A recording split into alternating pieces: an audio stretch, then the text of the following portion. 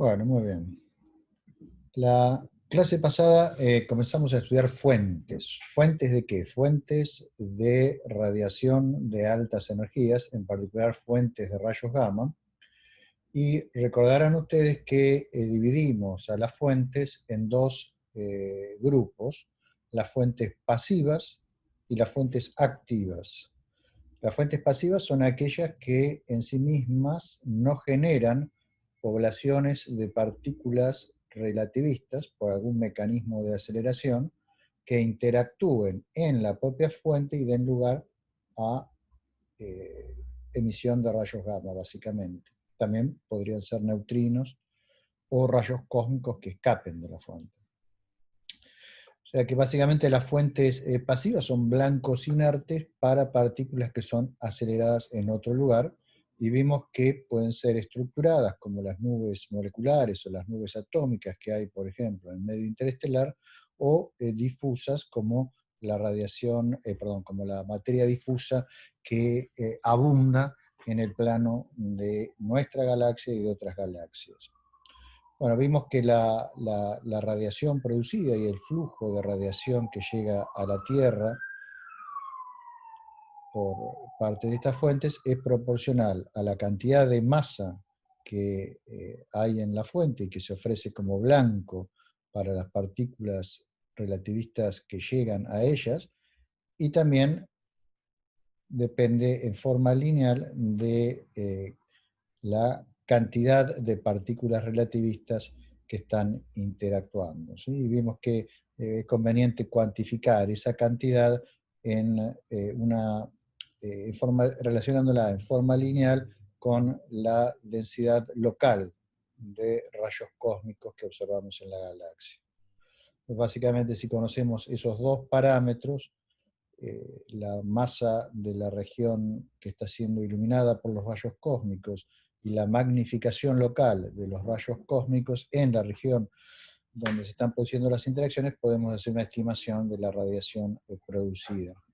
Sabemos la distancia, podemos calcular también el flujo que llega a nosotros. O, si tenemos el flujo, podemos resolver el problema inverso y, por ejemplo, determinar cuál es la densidad de rayos cósmicos en algún lugar que está produciendo rayos gamma por la iluminación de blancos pasivos.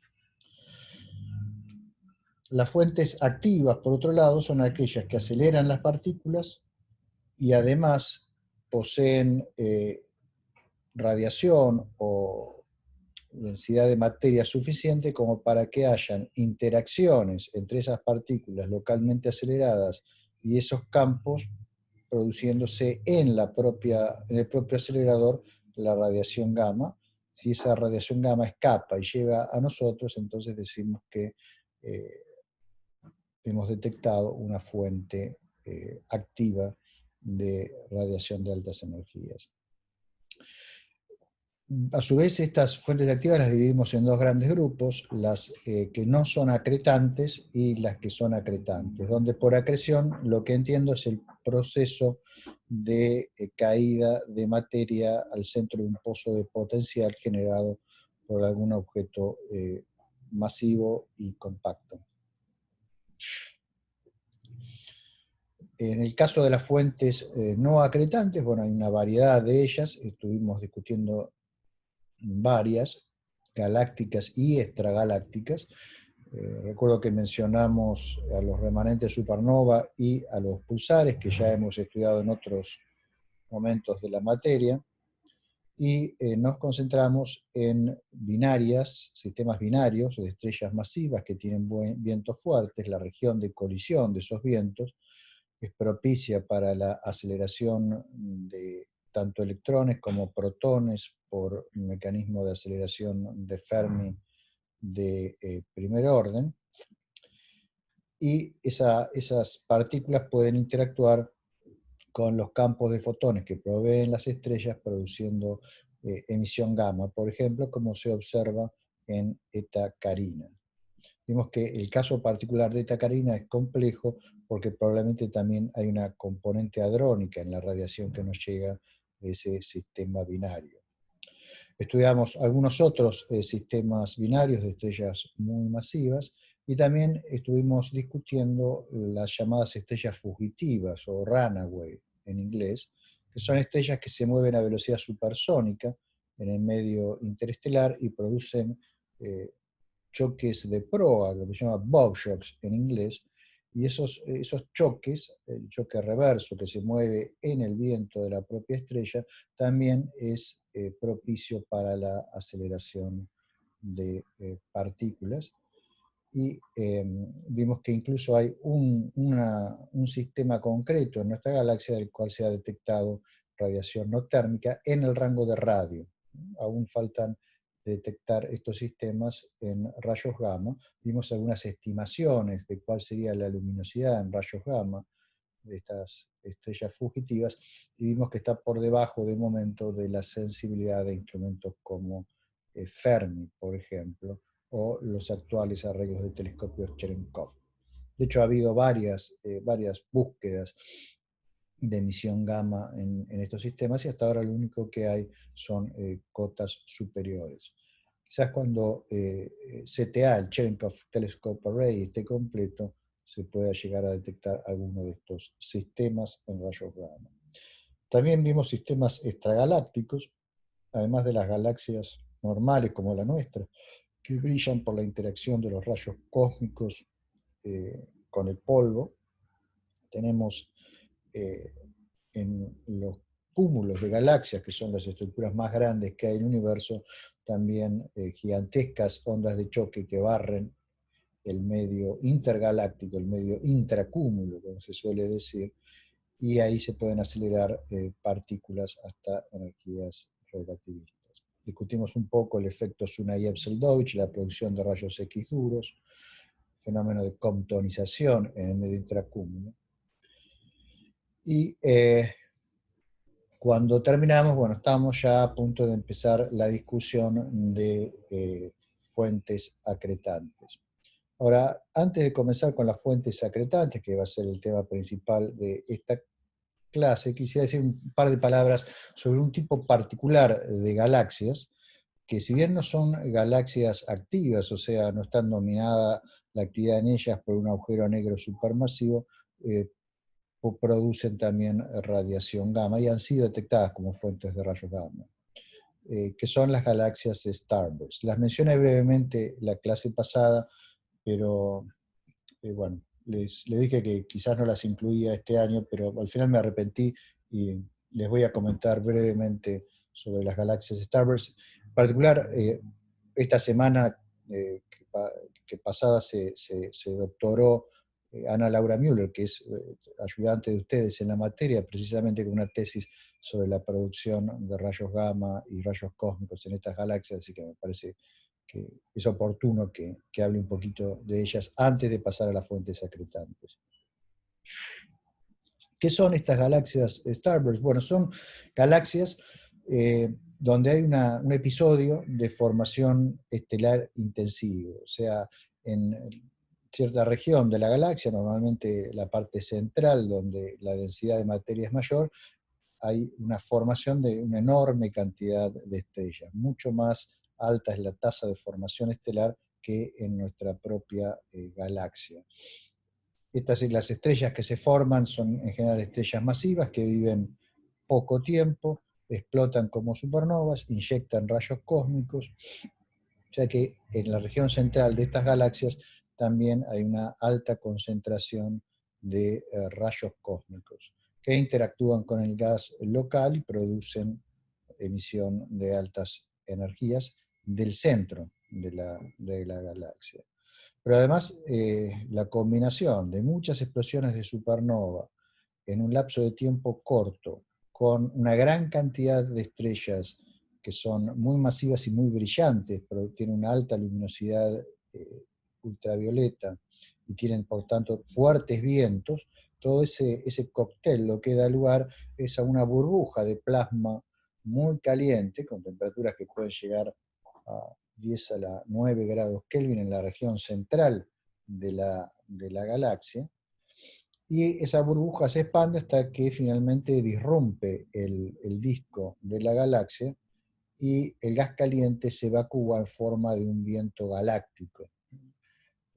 aquí en esta slide que les estoy mostrando, en el ángulo inferior derecho, ven un esquema más o menos de cómo es este proceso que les acabo de describir.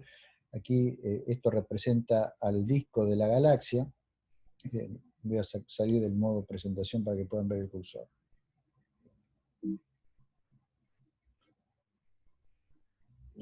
Perdón. Aquí ven el disco de la galaxia. Esta es la región, digamos, en este caso una región central, donde se está produciendo el brote de formación estelar.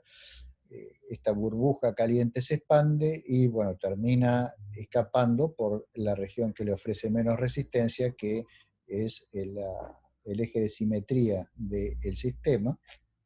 Y entonces el material caliente se expande en forma de un viento en el halo de la galaxia. Al expandirse arrastra gas, polvo del centro de la galaxia y lo inyecta en el medio intergaláctico. De hecho, se cree que los supervientos de las galaxias Starburst son el principal mecanismo de enriquecimiento del medio intergaláctico.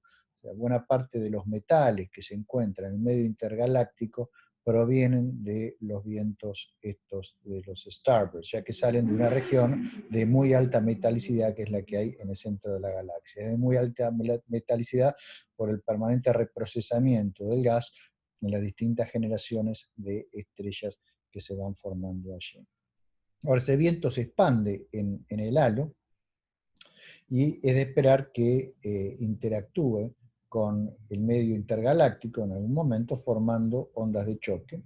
Esas ondas de choque, digamos, van a formar un sistema con un choque que va a avanzar hacia el medio intergaláctico y también un choque reverso que se va a mover por el propio viento, como está graficado aquí en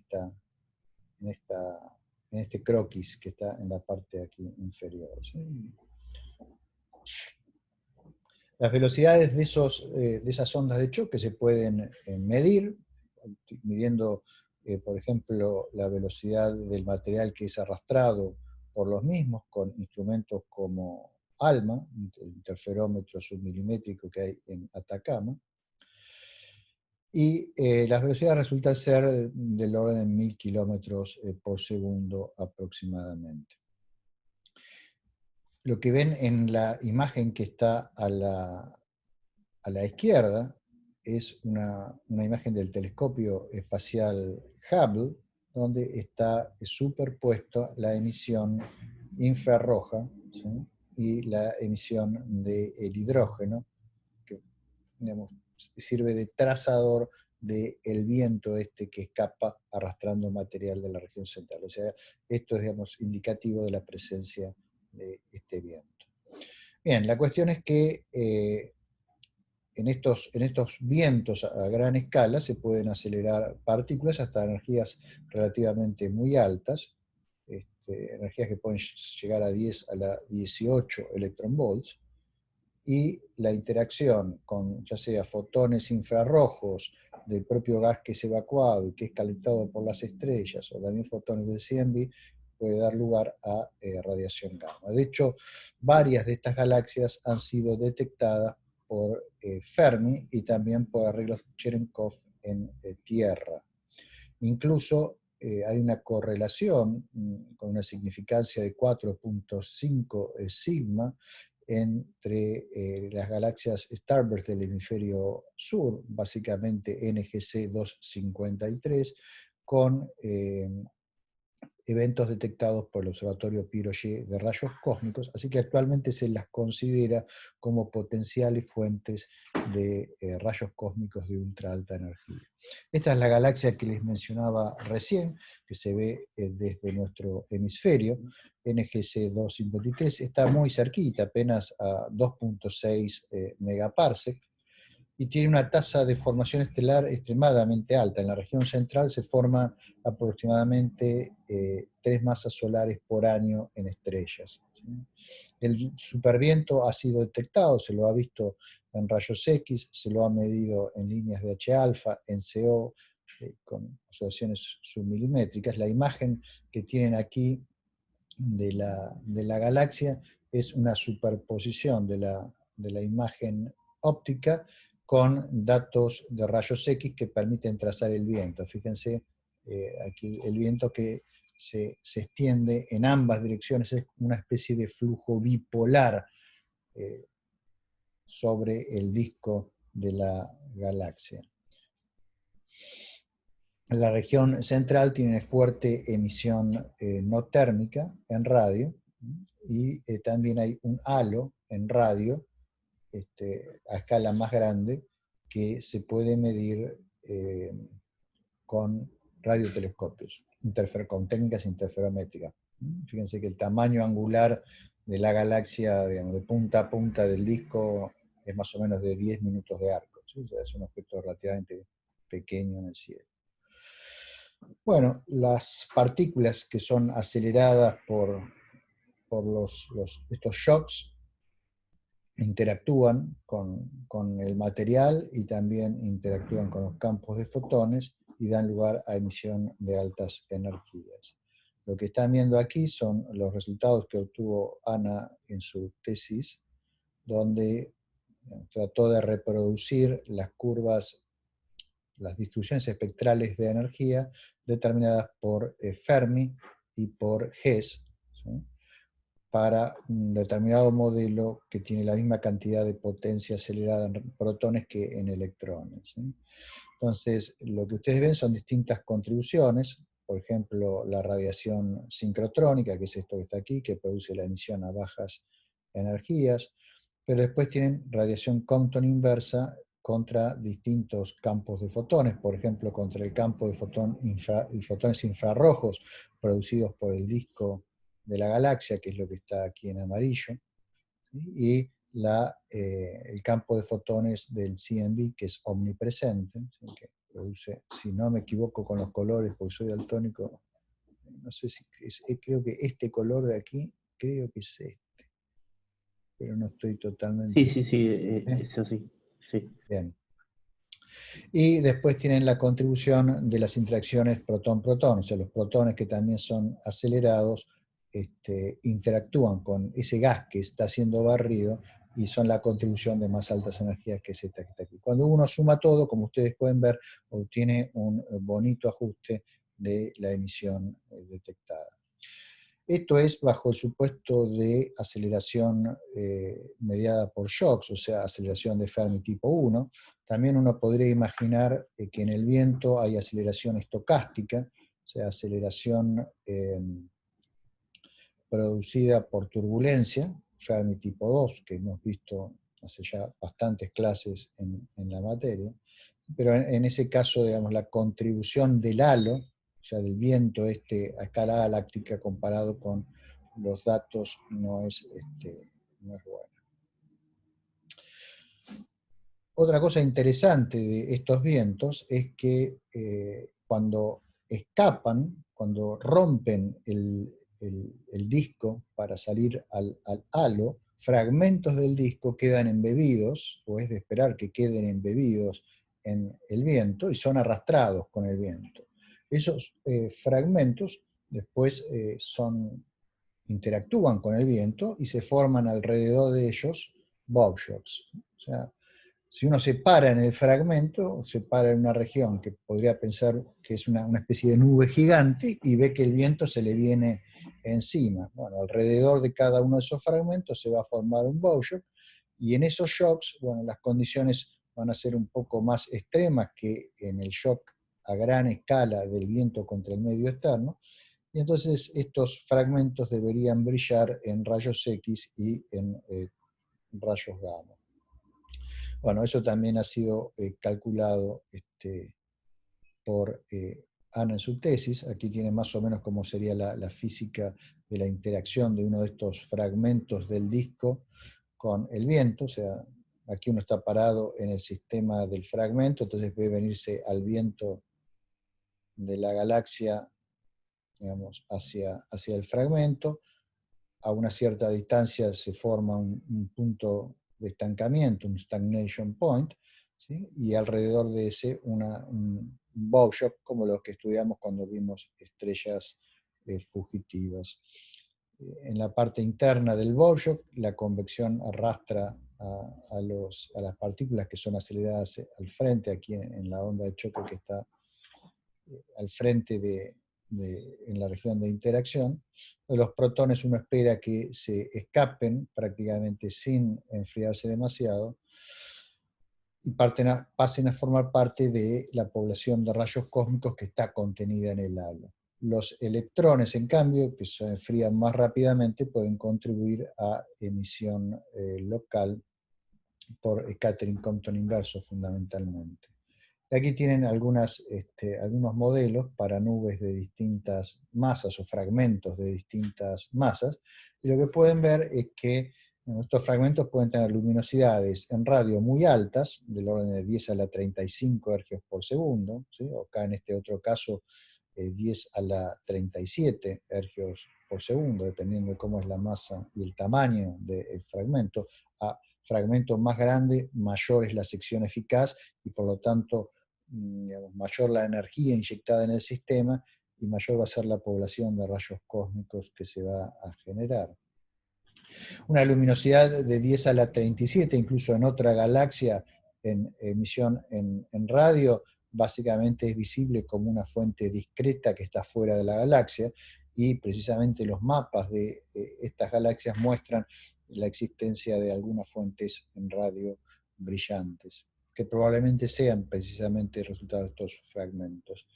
También hay una emisión en rayos X que es interesante a ese nivel, 10 a la 36, 10 a la 37 Hz por segundo en los casos de los fragmentos más masivos, y un poco menor, 10 a la 33, 10 a la 34 en los fragmentos menos masivos.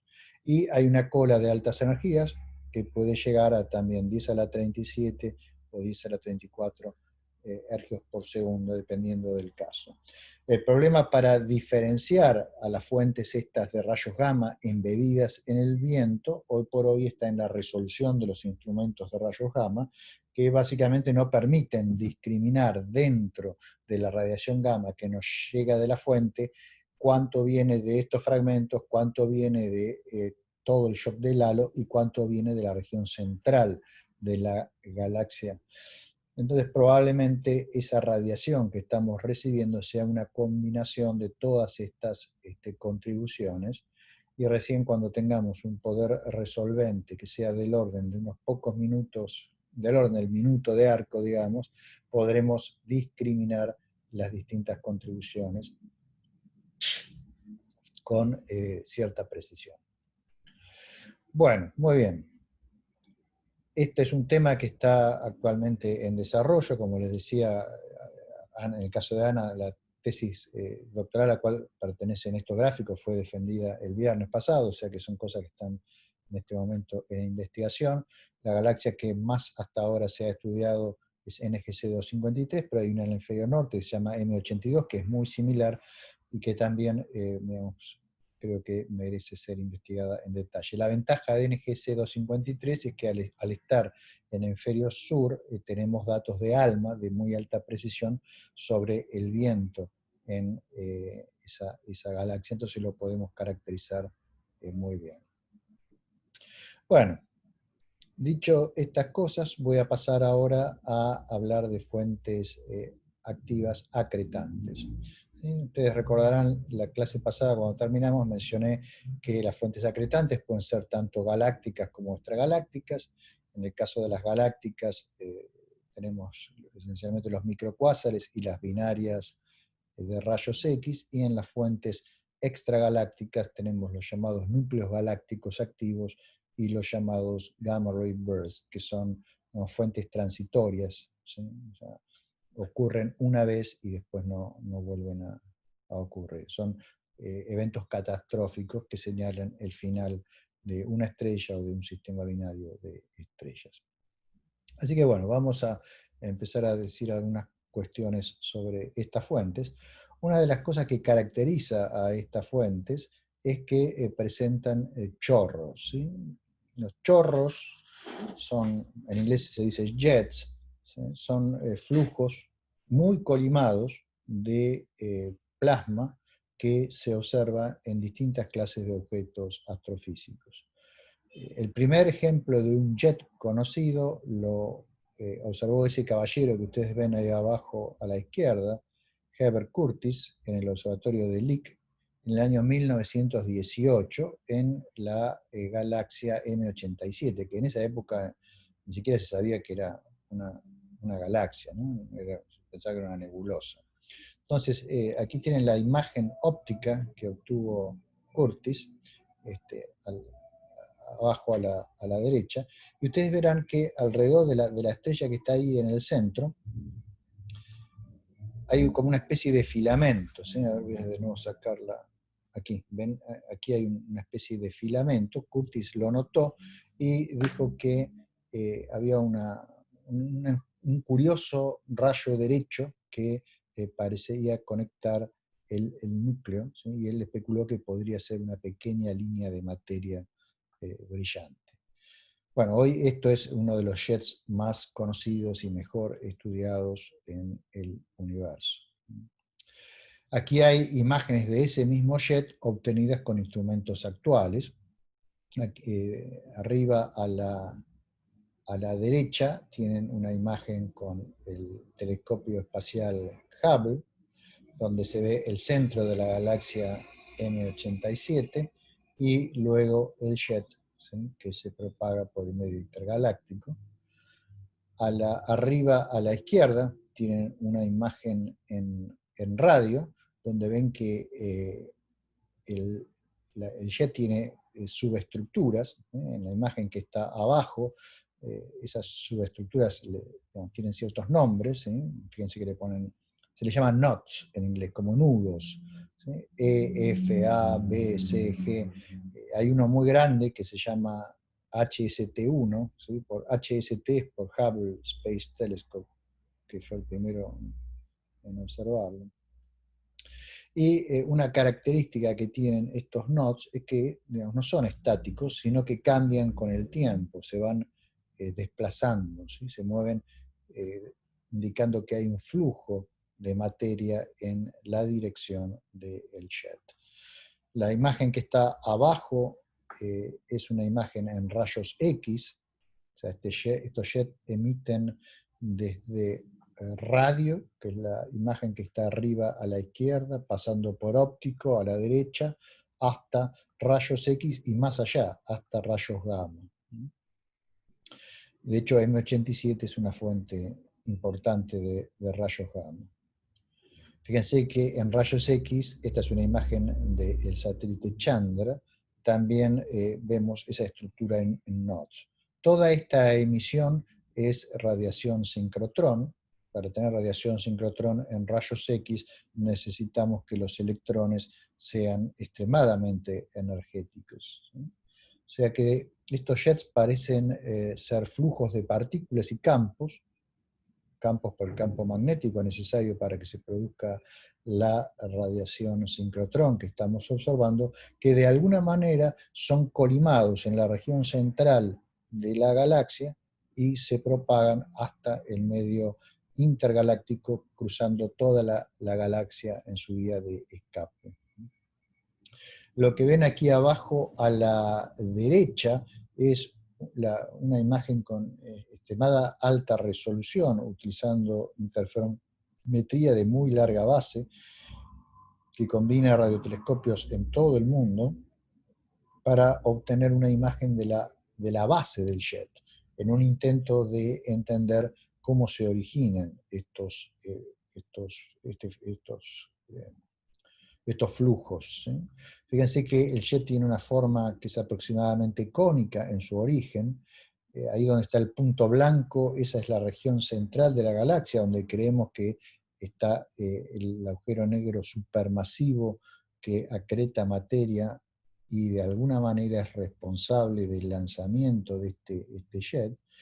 Y fíjense que las escalas de la resolución de esta imagen son extraordinarias. La rayita blanca que está arriba de la imagen de la base del jet tiene una longitud de 28 radios de Schwarzschild para la masa de este agujero negro, que se cree que es del orden de 2.000 millones de masas solares. Entonces fíjense que estamos en una resolución que es muy por abajo de un parsec, ¿sí? O sea, la resolución de esta imagen está al nivel de una centésima de parsec, lo cual realmente es muy notable. Aquí tienen el jet de la misma galaxia, M87, a todas las escalas a las cuales lo hemos observado. Voy a sacar un momento, así puedo señalar. Aquí tenemos, digamos, una imagen en radio de toda la parte central de la galaxia. Fíjense que esta barrita que está aquí son 800 parsec. Esta es una imagen obtenida con el Very Large Array, el arreglo de 27 telescopios que está en Socorro, en Nuevo México, en Estados Unidos. Fíjense que de la región central de la galaxia sale claramente el jet, ¿sí? Toda esta fuente que está aquí, digamos, es esta fuentecita que está entre estos dos puntos blancos en la imagen a gran escala, ¿sí? Que esto fue también obtenido, toda esta imagen, con el Very Large Array, ¿sí? A 90 centímetros, y esta barrita de aquí son 25 kiloparsecs, ¿sí? O sea que de punta a punta aquí, ¿sí? Estamos en escalas de cientos de kiloparsecs, o sea, del orden del megaparsec prácticamente. Si seguimos observando cada vez con mayor resolución, por ejemplo, yendo a frecuencias más altas, ¿sí? Con el Very Large Array, bueno, tenemos el mapa que vimos antes, y si ahora pasamos a una imagen obtenida con interferometría de muy larga base, el VLBA, bueno, podemos ver la estructura de la base del jet, que aún se resuelve más en imágenes como las que les mostré antes, que ya son de astronomía submilimétrica, que llegan a una resolución del orden de decenas de días luz. Y finalmente, la región más central es donde está el agujero negro supermasivo, que fue su sombra sobre el plasma que lo circunda, fue fotografiada, por decir así, entre comillas, con el Event Horizon Telescope el año pasado, ¿sí? Esta es la imagen de más alta resolución que jamás se ha obtenido de un agujero negro supermasivo. O sea, lo que están viendo en esta imagen es emisión del gas que rodea al agujero negro y la sombra del agujero negro proyectada sobre ese fondo. La radiación que produce estos fotones que llegan a nosotros es de origen sincrotrónico, ¿sí? Probablemente es radiación sincrotrónica de un plasma muy caliente, entonces radiación sincrotrónica, pero donde el plasma tiene partículas relativistas porque tiene temperaturas de 10 a la 9 grados Kelvin, ¿sí? O sea, es radiación sincrotrónica de un origen térmico.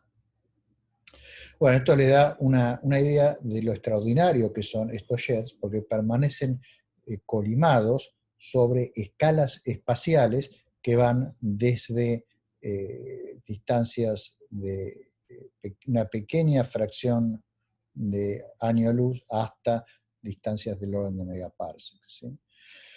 Eso es extremadamente difícil de lograr con un fluido. Si ustedes han alguna vez usado un aerosol, digamos, con Axe o uno de esos desodorantes en aerosol, bueno, ahí tienen adentro un gas que está a presión, tienen una boquilla, y la boquilla colima el fluido, ¿sí? Pero ustedes ven que el ángulo de apertura es relativamente grande, o sea, la colimación se mantiene solamente sobre escalas espaciales que son no mucho más grandes que un par de órdenes de magnitud del tamaño de la boquilla colimadora, ¿sí? Aquí esto se mantiene autosimilar durante muchos órdenes de magnitud, ¿no? Entonces, bueno, es un desafío entender cómo eso es posible.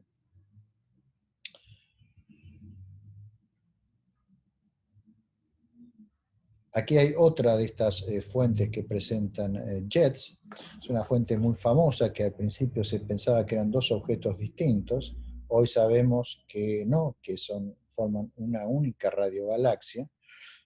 Aquí en la región central es donde está el agujero negro supermasivo, que está acretando materia de la galaxia, que aquí no la vemos porque la galaxia emite en el óptico, y estos son imágenes en radio obtenidas con el Very Large Array y después con interferometría de muy larga base. Entonces fíjense que desde la fuente central salen dos chorros. Aquí pueden ver uno muy bien colimado que se propaga hasta el medio intergaláctico hasta que en algún momento se frena y empieza a acumular partículas relativistas que terminan formando esta especie de plasmón gigante que ustedes ven aquí, al que se le suele llamar radiolóbulo. ¿Sí? Todo esto es el radiolóbulo, y el punto más caliente donde se enfría, donde se frena, perdón, el jet, se le suele llamar hotspot, que es lo que aquí se ve en color rojo. ¿Sí? Fíjense que tenemos un jet que se frena en este hotspot que está aquí y después alimenta este radiolóbulo, y para aquí, aunque no lo vemos al jet, tenemos otro hotspot del otro lado, ¿sí? Y otro lóbulo. Esto se interpreta de la siguiente manera: el sistema que está aquí en el centro está emitiendo jets en ambas direcciones. La potencia de ambos jets debe ser similar, a juzgar por la potencia de los radiolóbulos. Sin embargo, uno está apuntando más en nuestra dirección, o sea, con un ángulo mucho menor que el otro. Entonces, como la radiación sale preferentemente en la dirección de movimiento de las partículas, a ese jet lo podemos ver, mientras que al otro jet, que está demagnificado por ese mismo efecto de beaming, pero en la dirección opuesta, no lo vemos hasta que se frena, y la emisión en los lóbulos es isotrópica, y por eso vemos la emisión de ambos lóbulos. De hecho, si hacemos tomamos una imagen de mucha más alta resolución de la región central donde se origina el jet, vemos claramente tanto al jet como al contrajet. ¿Sí? De hecho, de la razón entre las intensidades aparentes del jet y del contrajet podemos hacer una inferencia del ángulo de inclinación del sistema. Bueno, aquí lo que ven son ampliaciones sucesivas, digamos, imágenes obtenidas cada una con una mejor resolución, ¿sí? Con interferometría de muy larga base hecha a distintas longitudes de onda, de tal manera que la resolución va mejorando a medida que la longitud de onda es más y más corta, hasta que llegamos a la de más alta resolución de todas, que, digamos, tiene una resolución del orden del año luz. Fíjense que esta barrita que está aquí son 4 años luz, que esencialmente es un parsec, ¿sí? O sea que estamos viendo a escalas de parsec qué es lo que pasa. Entonces aquí está el agujero negro central, tenemos el jet y el contrajet, y permanece autosimilar a lo largo de 5 órdenes de magnitud en tamaño, ¿sí? Lo cual es algo realmente extraordinario.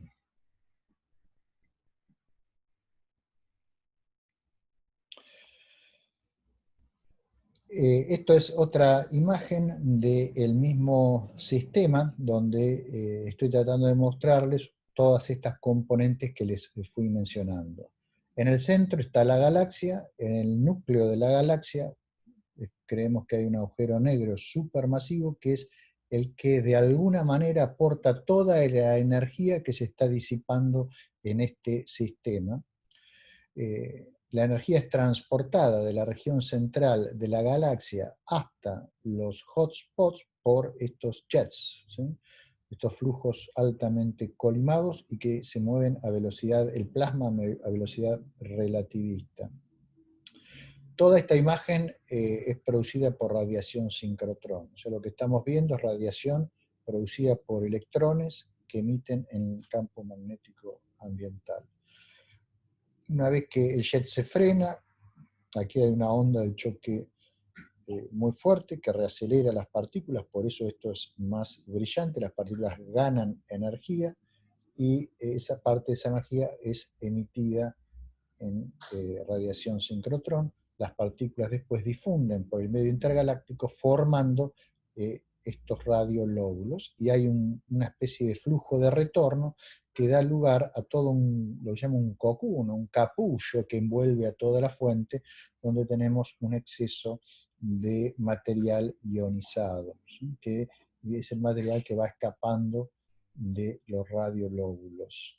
Y a medida que el sistema se va expandiendo en el medio intergaláctico, bueno, va formando también un choque de proa, un bob shock, como los que estuvimos viendo en el caso de las estrellas, solo que esto ocurre a escalas galácticas, ¿sí? Escalas espaciales muchísimo más grandes.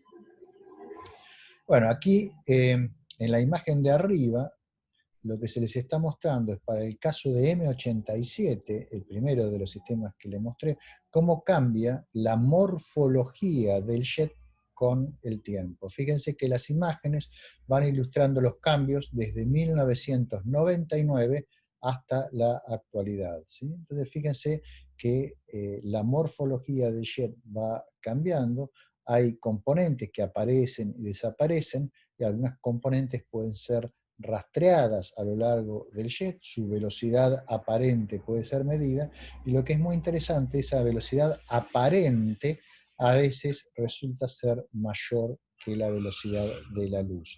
De ahí que se hable de fuentes supralumínicas, o sea, fuentes donde pareciera que hay zonas de emisión que en el sistema del observador se propagan con una velocidad mayor que la de la luz. En realidad, por supuesto, no hay una violación de la relatividad especial, sino simplemente es un efecto de proyección, que ahora vamos a ver con un poquito más de detalle, o que ustedes también tienen que estudiar en la práctica.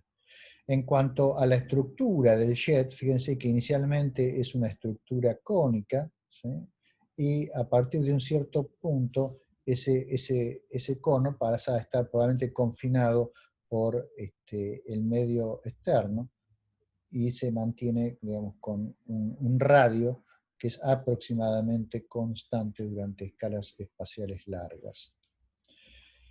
En cuanto a la estructura, la pueden ver en el croquis que está abajo de la imagen. Al principio uno esperaría que el jet esté dominado magnéticamente, o sea que la densidad de campo magnético es extremadamente grande, es mayor que la densidad de energía o sea, la densidad de energía en el campo magnético es mayor que la densidad de energía en las partículas. En esas condiciones inicialmente no puede haber shocks, porque para que haya shocks el material tiene que ser mecánicamente compresible, pero si es magnéticamente dominado, bueno, no hay ninguna fuerza mecánica que pueda comprimirlo para hacer una onda de choque. Entonces ahí surge la pregunta, bueno, ¿y las partículas relativistas cómo fueron aceleradas? Bueno, probablemente por reconexión magnética, que es un mecanismo que, como vimos, funciona en regímenes donde la magnetización es mayor que 1. A medida que eso se va expandiendo, la densidad de energía magnética va cayendo, el fluido se vuelve compresible y a una cierta distancia empieza a haber ondas de choque. ¿Sí? Tenemos ondas de choque internas que se producen porque el mecanismo que inyecta el plasma no lo hace a una velocidad que es siempre la misma, sino que hay fluctuaciones. Entonces, cuando un plasma más rápido se lleva por delante a un plasma más lento, se producen ondas de choque. Esas ondas de choque reaceleran partículas y permiten que el jet permanezca emitiendo radiación sincrotrón durante escalas espaciales, a lo largo de escalas espaciales muy grandes, porque hay una permanente transformación de energía cinética de conjunto de propagación en energía interna de las partículas a través de estas ondas de choque. A su vez, la expansión, al principio prácticamente libre del jet en el medio externo, llega a un momento que se detiene, porque digamos, el medio externo empieza a actuar como una pared rígida y ahí se producen lo que se llaman choques de recolimación, ¿sí? O sea, el material se expande, choque contra una pared rígida y luego vuelve hacia adentro. Hay una onda de choque que barre el jet desde el borde del jet hacia adentro y eso también contribuye a reacelerar partículas. Entonces, si bien las características de estos sistemas pueden cambiar mucho de uno a otro, uno esperaría que más o menos la equipartición entre la densidad de energía magnética y la densidad de energía de partículas se alcance algo así como a unos 1000 radios gravitacionales del objeto compacto que está generando estos chorros. ¿Sí? Digo, miren, no, pero podría ser 100 o podría ser más, ¿no? O sea, aproximadamente. Bueno, y es muy interesante que estos jets aparecen no solo en núcleos de galaxias activas como estos que hemos visto, como el de M87, que ahí tienen de nuevo, o el de Cygnus A, o el de 13273, que fue el primer núcleo galáctico activo que fue identificado en el año 1963, sino también aparecen en nuestra propia galaxia, en los llamados microcuásares, que son sistemas binarios, donde hay un objeto compacto, en general un agujero negro o una estrella de neutrones de baja magnetización, sobre la cual hay una acreción de materia de una estrella compañera. Aquí, por ejemplo, tienen imágenes en la parte inferior derecha de varios microcuásares en nuestra galaxia. Eh, el, el, que está arriba a la izquierda es el famoso Cygnus X1, ven que tiene un jet que ha sido resuelto con interferometría de larga base. Luego tienen otro microcuásar al lado de ese, en la imagen que está al lado, donde ven componentes del jet y del contrajet que se van separando.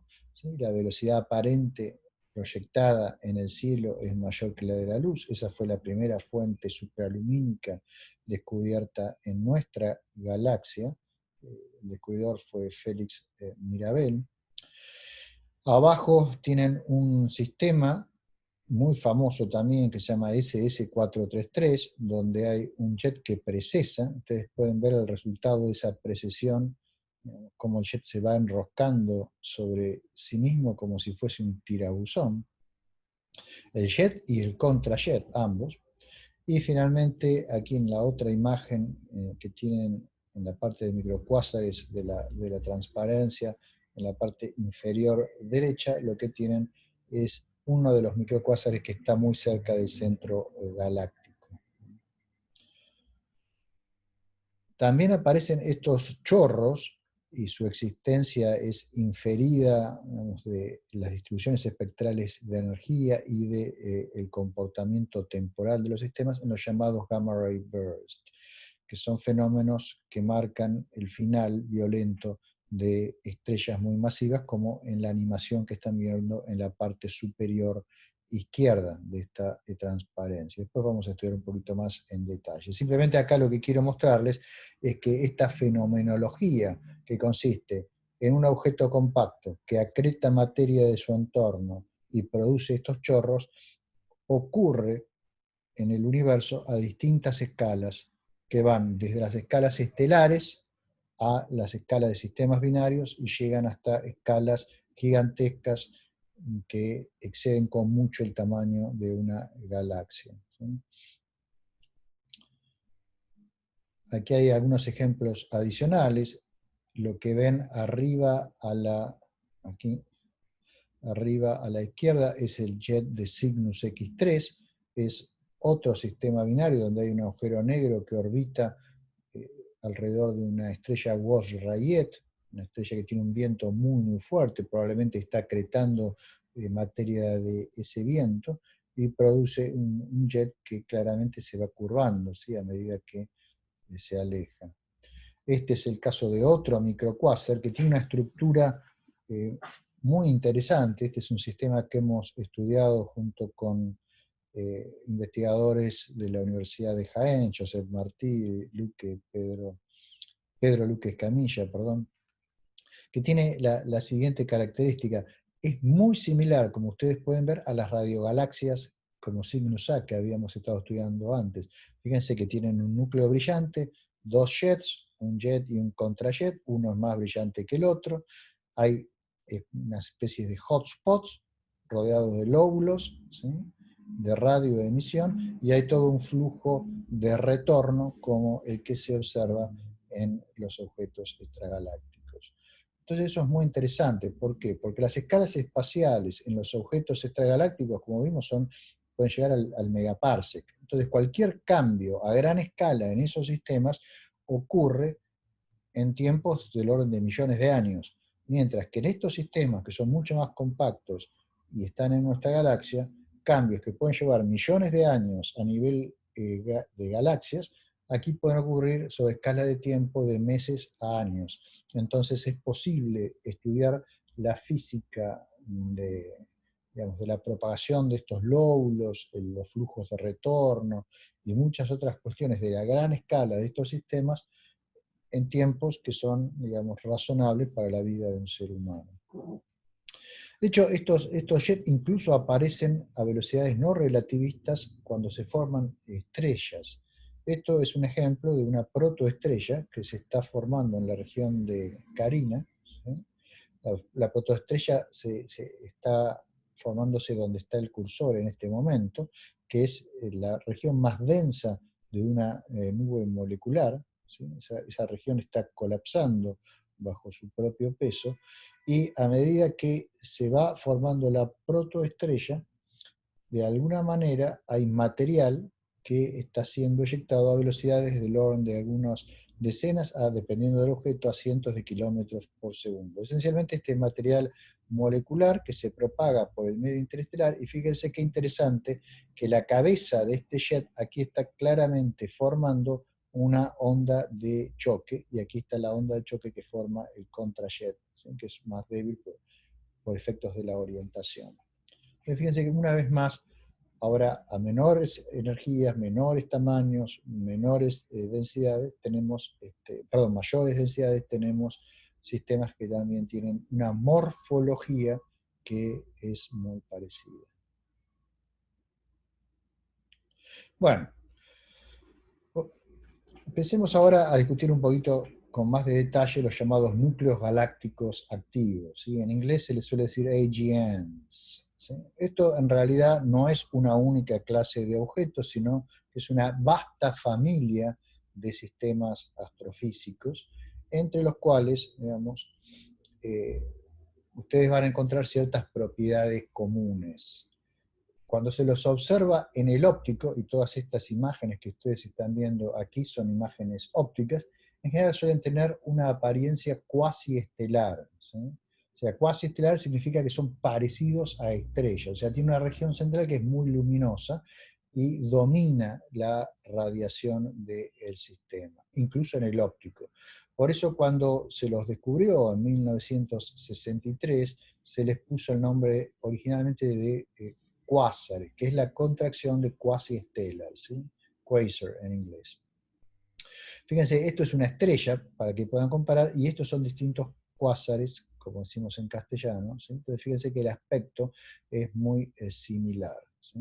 Lo que llamó la atención profundamente en 1963 fue que no solo emiten en forma, digamos, cuasi estelar en el óptico, sino que además tiene una poderosísima emisión en radio que las estrellas no presentan una gran variabilidad, lo cual indica que son objetos muy compactos, y además tienen corrimientos al rojo, que son de naturaleza cosmológica muy grandes, o sea, son objetos muy distantes, por lo tanto, tienen que ser extremadamente luminosos para poder ser observados con el brillo que se observa con los telescopios.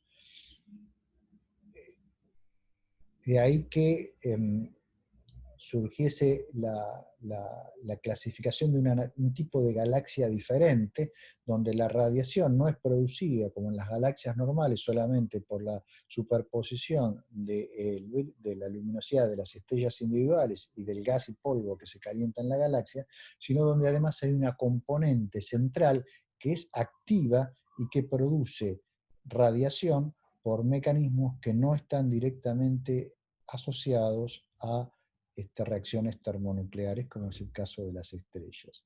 Y vamos a ver ahora en un rato que esos mecanismos son mecanismos de acreción sobre un objeto compacto.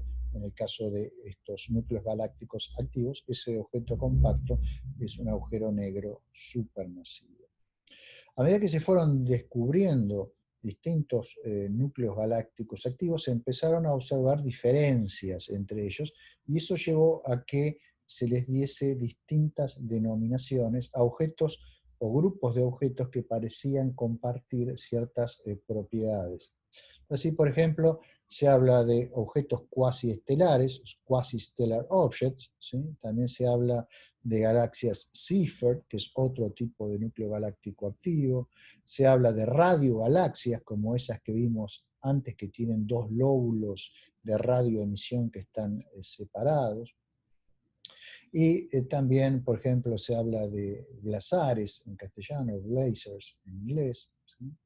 Y hay, digamos, un largo etcétera, donde pueden aparecer cosas como objetos Bailey Lacerta y otras clasificaciones. En general, la mayor parte de los núcleos galácticos activos son radiosilenciosos, o sea, no emiten en radio. También se dice en inglés radio quieto, radio quiet, ¿sí? Aproximadamente el 90% de todos los cuásares descubiertos en el óptico son radioquietos, o sea, no emiten en radio, ¿sí?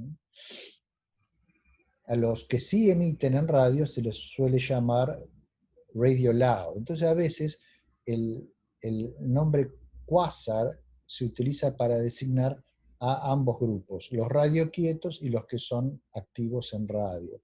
Y se diferencia si son radioquietos activos en radio, indicando con las siglas RL por radio loud y RQ por radio quiet, ¿sí? De qué tipo de cuásar estamos hablando. Los que presentan jets más poderosos son los que emiten mucho en radio, o sea, los radio loud, ¿sí? O sea, entre sus características principales de estos objetos son que, bueno, son objetos extragalácticos, son objetos muy luminosos, tienen una amplia luminosidad volumétrica, o sea, a lo largo integrada en todo el espectro electromagnético. En el caso de los cuásares presentan líneas de emisión que son anchas. Esas líneas de emisión hoy creemos que se originan en nubes de gas que orbitan alrededor del agujero negro, y la razón por la cual son tan anchas es que esas nubes, al estar capturadas en el pozo de potencial gravitacional del agujero negro, muy cerca del agujero negro, se mueven con velocidades de miles de kilómetros por segundo. Estamos hablando de velocidades entre 5 y 10.000 kilómetros por segundo. Entonces, la dispersión Doppler de la línea es muy grande, y en el sistema del observador la línea aparece como una línea muy ancha. Entonces, cuando se ven estas líneas, bueno, eso es indicativo de la presencia de gas en forma de nubes alrededor del agujero negro. Otra característica de estos sistemas es que presentan variabilidad, son muy variables estos objetos, la región central de estos objetos, varían tanto en la emisión continua como en la emisión de estas líneas, ¿sí? Y la distribución espectral de energía puede ser extremadamente ancha, puede ir desde radio hasta los rayos gamma de altas y muy altas energías, o sea, por arriba del tera electron volt. Eso es completamente diferente de cómo es un sistema estelar, un sistema que emite solamente radiación térmica. Un sistema estelar tiene una temperatura característica, por ejemplo, en el caso del Sol, del orden de los 3.000 y pico de grados, y el espectro puede ser aproximado, como vimos en las primeras clases, aproximadamente con un cuerpo negro de esa temperatura. O sea, la distribución espectral tiene un pico característico. Eso no pasa en estos objetos. Estos objetos tienen mucha emisión a lo largo de muchas décadas en energía, desde radio hasta rayos gamma. Las llamadas galaxias Seyfert son núcleos galácticos activos que suelen estar ubicados, a diferencia de lo que sucede en la mayoría de ellos, que están en galaxias elípticas. Las galaxias Seyfert suelen ser núcleos activos con galaxias espirales. No son tan poderosos como los cuásares, y por eso es que podemos resolver y ver emisión de las estrellas de la galaxia. En el caso de la mayoría de los cuásares, la galaxia está tapada por la emisión de la región central. En las galaxias cíferas aún es posible discriminar la emisión de la galaxia. Entonces aquí ven una galaxia cífera 1, que es un núcleo muy brillante, ¿sí? En una galaxia que es espiral. Presentan líneas de emisión, las galaxias Cipher, que son más anchas que las galaxias Cipher de tipo 2. Hay galaxias Cipher de tipo 1 y de tipo 2, y lo que las diferencia esencialmente es en cuán brillante es el núcleo y cuán anchas son las líneas que se observan de distintos elementos, ¿sí?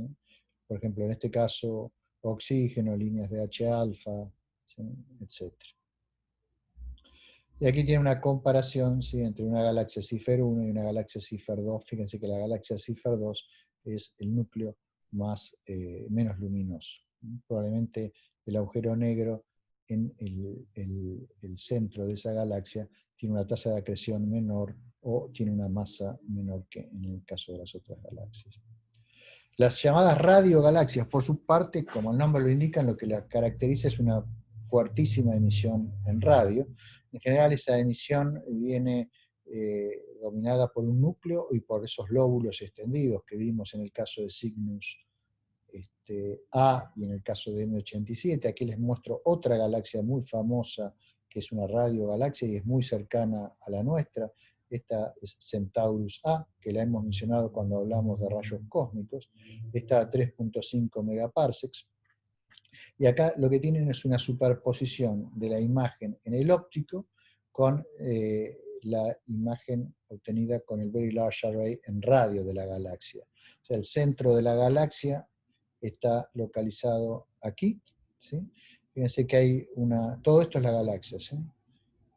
Hay una banda de polvo que cubre la visión de la región central de la galaxia, pero en radio, bueno, vemos claramente que hay un centro de radioemisión en el centro de la galaxia y se expanden a partir de ese punto estos dos jets que se propagan y forman estos radiolóbulos. De hecho, hay unos lóbulos gigantes que son más externos y que quedan por fuera de la imagen que les estoy mostrando, que tienen un tamaño del orden del megaparsec. Si lo proyectamos eso en el cielo, tiene un tamaño que en algún momento les mencioné de 8 grados. ¿Sí? 8 grados son 16 lunas llenas puestas una al lado de la otra, o sea que esto es un monstruo en el cielo austral. Muy bien. Una cosa interesante de estos núcleos galácticos activos es que varían mucho en su radiación. O sea, si uno los observa en radio, la región central ve fluctuaciones que pueden ser sobre escalas de tiempo de días, ¿sí? De hecho, con los radiotelescopios de ELIAR, se han llegado a detectar variaciones sobre escalas de tiempo de unas pocas horas de la región central de algunos de estos objetos. Y eso es muy importante, la existencia de esa variabilidad, porque nos está indicando que la región de emisión es extremadamente compacta. ¿Por qué? Y por un argumento de causalidad directa. O sea, si ustedes tienen una región que varía en forma global su brillo, entonces tiene que haber algún proceso físico que se propague por esa región de tal manera que cambie su luminosidad, pero esa propagación no puede ocurrir más rápido que la luz, por lo tanto una cota superior a el tamaño de la región donde se está produciendo la radiación que varía, viene dado por el producto de la velocidad de la luz por la escala de tiempo que está variando. Si la escala de tiempo es de unas pocas horas, entonces la región de emisión no puede ser mucho más grande que algunas horas luz, ¿sí? Y esos son tamaños extremadamente compactos, del orden del tamaño del agujero negro central, por lo cual lo que sea que está produciendo la variabilidad son procesos que ocurren en las cercanías del agujero negro. la luminosidad de estos objetos, por otro lado, es extremadamente grande. Está limitada por la luminosidad de Eddington, que es la luminosidad, digamos, máxima que puede tener un objeto acretante antes que la propia presión de la radiación que se produce en él detenga la acreción. Ahora, la luminosidad de Eddington indica que para las luminosidades que se observan, las regiones de tamaño que estamos hablando, las masas de los objetos acretantes tienen que ser extremadamente grandes. Por eso es que inferimos que hay agujeros negros supermasivos en estos sistemas, entre otras cosas. O sea, podemos llegar a tener en algunos de estos sistemas hasta 10 a la 13 luminosidades solares proveniendo de una región que es del orden del parsec cúbico, ¿sí? Por lo tanto, la fusión nuclear está totalmente descartada como combustible, y eso nos lleva a postular que el origen de la energía que está siendo depositada en esos sistemas es de origen gravitacional, ya que la conversión es mucho más eficiente. Y los agujeros negros, digamos, que se infieren por estos razonamientos, tienen masas que pueden ir de 10 a la 7 hasta, en el caso de los casos más masivos, 10 a la 10, ¿sí? Típicamente entre 10 a la 8 y 10 a la 9 masas solares, ¿sí? Bueno, muy bien. Ahora voy a tratar de unificar un poco toda esta fauna de objetos de núcleos galácticos activos, presentando lo que se llama el modelo unificado de AGNs, pero antes de hacer eso voy a arreglar, si ustedes así me lo permiten, mi mate, así no se me va la voz, y seguimos en 5 minutitos, ¿de acuerdo? De acuerdo. Muy bien. Bueno, entonces estábamos diciendo que en principio toda esta variedad, esta fauna de núcleos galácticos activos puede ser entendida en términos de un modelo que se llama unificado. La idea básica es que estos sistemas son sistemas que emiten radiación en forma altamente anisotrópica, o sea, no isotrópica. Una estrella emite isotrópicamente, o sea que más o menos es igual si ustedes la miran desde cualquier punto de vista. Estos objetos, si ustedes cambian el ángulo con la visual, la apariencia del objeto va a cambiar drásticamente, ¿sí? Este croquis trata de representar eso. Digamos, acá tenemos a Cygnus, de nuevo el mapa en radio de Cygnus A, la famosa radiogalaxia esta que tiene los jets también colimados y los hotspots y los lóbulos. Y lo que está a la derecha es lo que pensamos ocurre en la región central de la galaxia. Pues básicamente lo que ahí están viendo es, voy a ver si puedo, perdón, bueno, ahí yo tenía una, bueno, ahí lo que están viendo es, en el centro un agujero negro, fíjense que dice black hole, ¿sí? Que es el objeto que acreta, ¿sí? Es el objeto que produce el potencial gravitacional. La masa del centro de la galaxia cae hacia ese objeto, como tiene momento angular, va a ir formando un disco, que ahí está señalado, dice disco de acreción, está alrededor del agujero negro. Después, en torno se va formando como una dona o un toro de polvo que se va acumulando, y ese toro de polvo oscurece la región central, por lo menos para ciertos ángulos con la visual. Fíjense que están las nubecitas ahí dibujadas de la Broadline Region, que son las que están en negro, son las que están más cerca del agujero negro, y por lo tanto las que se van a mover con velocidades más altas, y de ahí la mayor dispersión en sus líneas, y el nombre Broadline Region. Y más alejadas hay otras nubecitas, que son las nubecitas, digamos, que tienen velocidades de cientos a 1000 kilómetros por segundo, que son más delgadas, son la Narrow Line Region. y tienen los jets que son colimados de alguna manera, después vamos a ver cómo, cerca del agujero negro, que están formados por plasma, esencialmente relativista, y campos magnéticos que son arrastrados por el plasma, o ayudan a colimar el plasma. Entonces fíjense que este sistema es completamente diferente si ustedes lo miran de distintos ángulos.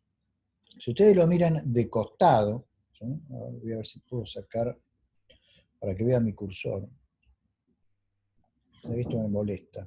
Bueno, si ustedes lo miran de costado, o sea, lo miran de aquí, lo que van a ver es algo como esto, ¿sí? Como la radiogalaxia esta, donde toda la parte central aquí va a estar oscurecida porque va a estar oscurecida por este polvo que rodea el agujero negro central.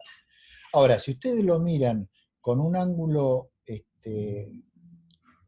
mayor, o si lo pensamos respecto del jet con un ángulo menor respecto del jet, entonces van a poder pispear cosas que pasen en el interior del toro, en particular les van a llegar estas líneas anchas, ¿sí? Van a poder medir. Eso básicamente es lo que se conoce como una galaxia FR2, Farahnov-Rayleigh tipo 2. Y si lo miran con el jet de frente prácticamente, van a recibir el grueso de la emisión, digamos, sincrotrónica y no térmica producida por partículas relativistas en el jet, que va a estar magnificada en la dirección de su movimiento. Entonces eso va a tapar todo el resto de la radiación y lo que ustedes van a ver va a ser un cuásar que va a emitir mucho en radio, ¿sí? O también lo que se llama un objeto Bell Lacerta, que son objetos en los cuales no se ven líneas espectrales. Pero claro, no se ven no porque no estén las nubecitas, sino porque la radiación de continuo tapa todo esencialmente, ya que el jet está apuntando en nuestra dirección. Entonces lo que se suele llamar un blazar coincide con lo que sería una radiogalaxia, pero vista con el jet apuntando en nuestra dirección. Y las radiogalaxias más tradicionales son las que se ven con ángulos mayores respecto al eje axial del sistema. A esto se le llama modelo unificado de los núcleos galácticos activos, y lo que pretende esencialmente es mostrar que en realidad toda esa fauna, todos esos nombres de distintas clases de núcleos galácticos activos que se fueron dando por los astrónomos a medida que se los iba descubriendo con distintas propiedades, muchas de esas propiedades, no todas, pero muchas, pueden ser unificadas dentro de un esquema que tenga en cuenta la anisotropía esencial del sistema. ¿Sí? Bueno, fíjense aquí, esto lo que les está mostrando es cómo cambia el sistema con el punto de vista. ¿Sí? No es lo mismo si yo lo miro con el jet ahí, como estaba recién, apuntando hacia mí, que si lo miro de canto, que si, son sistemas altamente anisotrópicos. Lo que es azul es el disco de acreción y lo que se está saliendo del disco de acreción a lo largo del eje de rotación del disco son los jets, los chorros. ¿Sí? Bueno, podemos inferir cosas del disco de acreción y de la masa que produce ese disco, estudiando la distribución de las líneas espectrales en la región central de algunas galaxias cercanas, en las cuales podemos resolver las líneas en las imágenes de la región central. Eso lo podemos hacer, por ejemplo, para M87, la radiogalaxia que hemos ya mencionado varias veces, y podemos estudiar cómo es la variación en velocidad de las líneas con la posición respecto al centro de la galaxia. ¿Sí? Eso nos da una forma de medir la velocidad de rotación del gas alrededor del objeto central y por lo tanto nos permite inferir la masa del objeto central necesaria para que el gas rote de esa manera. Y en el caso, por ejemplo, de M87 vemos que el objeto central tiene que tener aproximadamente unas 3.000 millones de masas solares. Es un objeto extremadamente masivo. Comparen eso con el agujero negro central en nuestra propia galaxia, que ya lo hemos mencionado varias veces, que está en Sagitario A estrella, que tiene 4 por 10 a la 6 masas solares, 4 millones de masas solares. Esto tiene 1000 veces más en masa, ¿sí?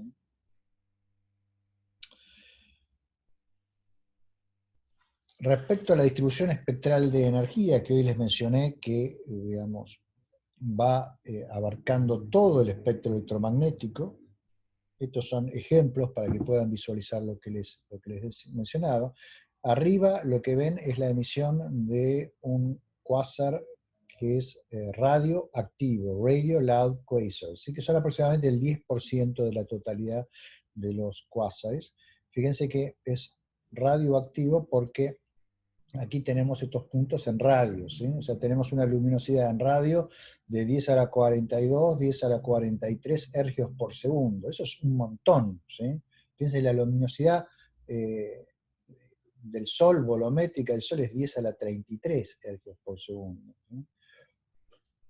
O sea que este objeto está emitiendo en radio más de todo lo que emite nuestra propia galaxia en todo el espectro electromagnético.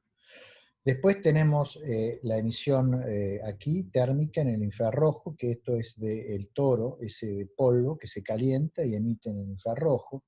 Después tenemos emisión en rayos X, ¿sí? Que tiene una especie de bump o de montanita, que eso es el gas que forma el disco de acreción, ¿sí? Después tenemos rayos X duros, que son probablemente el efecto de radiación Compton inversa, y a energías más altas tenemos rayos gamma.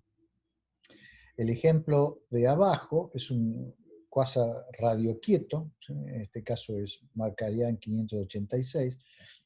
Es radioquieto porque fíjense que tiene 2 órdenes de magnitud menos emisión en radio que el que estábamos viendo antes. El resto del espectro es muy parecido. Entonces, ¿cuál es la diferencia entre esto y esto? Bueno, la diferencia parece ser que aquí el jet juega un papel mucho menos importante, ¿sí? Entonces, los radioactivos son aquellos que tienen jets poderosos, donde se produce mucha radiación sincrotrón, y los radioquietos tienen jets menos poderosos, ¿no? La radiación sincrotrón, radiación térmica, del polvo, del gas caliente en el disco, radiación Compton inversa, etc. Ahora, ¿por qué hay de estos distintos tipos de quasars? ¿Sí? Bueno, la respuesta parece estar relacionada con la siguiente observación. Los que son radioactivos, o sea, los que tienen jets muy poderosos, nunca ocurren en galaxias espirales. Siempre se los observa en galaxias elípticas, ¿sí? Y por el contrario, los que son radioquietos tienden a eh, ocurrir en galaxias eh, que son espirales. Entonces parece haber una característica que es que a mayor actividad en radio, bueno, la galaxia es elíptica. Y eso lo que probablemente nos está diciendo es que hay una relación directa entre el spin del agujero negro central y el nivel de actividad de los jets, o la capacidad del agujero en producir jets, estos chorros. ¿Por qué con el spin? La razón es que las galaxias elípticas son el resultado en general de la fusión o de la colisión de galaxias espirales. O sea, las galaxias elípticas se forman como consecuencia de la destrucción de la estructura espiral en procesos de interacción gravitacional de dos galaxias o de mergers de dos galaxias espirales. Y cuando se producen esos mergers, esas fusiones, si cada una de las galaxias espirales tenía un agujero negro, es de esperar que los agujeros negros también se formen en un sistema binario, se fusionen, y al fusionarse, el spin del agujero negro resultante va a ser mucho más alto que el spin de los agujeros negros originales. Además, cuando se producen mergers de galaxias, hay un flujo de materia de una galaxia hacia la otra, y eso crea una sobredensidad de gas en la región central que permite alimentar ese agujero negro que tiene un spin mayor y generar estos chorros. Acá lo que les voy a mostrar ahora es una simulación de una colisión de dos galaxias vistas de dos ángulos distintos, ¿sí? Entonces ahí tienen una galaxia que es espiral, dos galaxias espirales que colisionan, ¿sí? Y ven que en la colisión las interacciones gravitacionales terminan destruyendo la estructura espiral. Primero la perturban, ¿sí? Después la galaxia se transforma en una galaxia satélite, la más chica de la más grande, y finalmente se termina produciendo una fusión cuyo resultado es que durante la etapa de transición hay una única galaxia que tiene ahora una estructura que tiende a estabilizarse como una estructura elíptica. Originalmente tiene un sistema de dos agujeros negros supermasivos que se terminan fusionando, dando lugar a un único agujero negro supermasivo con spin muy grande en una galaxia elíptica. Entonces, a la izquierda ven el proceso con la galaxia principal vista perpendicularmente a su plano, y en la imagen de la animación de la derecha, lo mismo, pero con la galaxia de canto, ¿sí? Como para que puedan eh, observar mejor la interacción. Fíjense que digamos, este tipo de procesos arroja enormes cantidades de estrellas al medio intergaláctico. Hay muchas estrellas que salen disparadas, y otras que después retornan y se reincorporan a la resultante. Bueno, los objetos, dijimos entonces, que tienen galaxias espirales, tienen jet poderoso. Si al jet poderoso lo vemos de frente, eso es lo que se llama un blazar, ¿sí? O un blazer en inglés. Los blazers se solían diferenciar en dos grupos a su vez, que son los flat spectrum radio quasars, que son cuásares que emiten mucho en radio y tienen en radio un espectro chato. Chato significa que el índice espectral es más o menos cero. Ustedes recordarán que cuando vimos radiación sincrotrón, vimos cómo es el efecto para producir esos índices espectrales chatos cuando uno tiene radiación sincrotrón de un jet, y el efecto dominante es la expansión del jet. Y los objetos Bell Lacerta, que son, digamos, objetos que no tienen líneas espectrales. Y la razón por la cual no tienen líneas espectrales es porque la emisión de las líneas está tapada por el jet. Aquí tienen uno de estos, la distribución espectral de energía de uno de estos blázares, el llamado Markarian 421, que fue de los primeros, si no el primero, en ser detectado en rayos gamma de energía de telectronvolt a principios de los años 90. Y fíjense que la distribución espectral de energía tiene dos picos que son característicos de esta clase de objetos. Un primer pico con alrededor de una frecuencia aproximadamente de 10 a la 15 Hz es de naturaleza sincrotrón. Y el segundo pico, a frecuencias mucho más altas que pueden llegar a rayos gamma de alta energía, es de naturaleza inverse Compton.